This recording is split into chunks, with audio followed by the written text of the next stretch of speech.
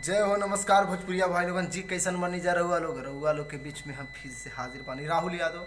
बहुत दिन के बाद, मतलब कि होली के पहले से कोई वीडियो नहीं किया हुआ था रहुआ लोग के बीच में। बहुत दुख की बात बा कि कोनो वीडियो रहुआ लोग के ना देहली।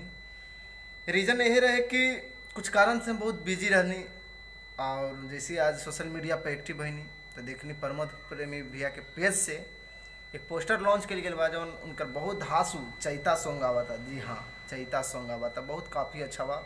मतलब हमरे बात वही तब पता चलल कि इ चैत न सबसे रस, अभी तक उनकर चैत के सबसे रसदार चैत आवता। जी हाँ, जो चैत के नाम बा और गाना के नाम बा चैत के टेम्परेचर। जी हाँ, चैता के टेम्परेचर।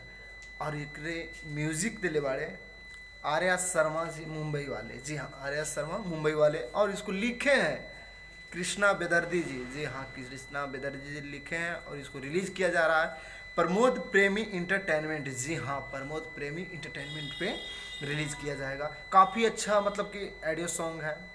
सुनिए, कल कल जाइए इसको 5:30 बजे। जी हाँ, कितने बजे? 5:30 बजे इसको प्रमोद प्रेमी इंटरटेनमेंट पे लॉन्च किया जाएगा। जी हाँ, ये सॉन्ग काफ़ी अच्छा है, काफ़ी अच्छा इसका म्यूज़िक भी बना है, बोल भी अच्छे है। चैत के टेम्परेचर जी, इसमें रस, मतलब जो भोजपुरिया रस होता है, जो चैता का रस होता है, उस आपको सुनने को मिलेगा।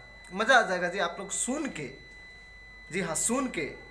और हमारे चैनल पर आके मेरे वीडियो के अंदर कमेंट जरूर करिए कैसा लगा आपको उनका सॉन्ग। जी हाँ, जय हो भोजपुरिया समाज।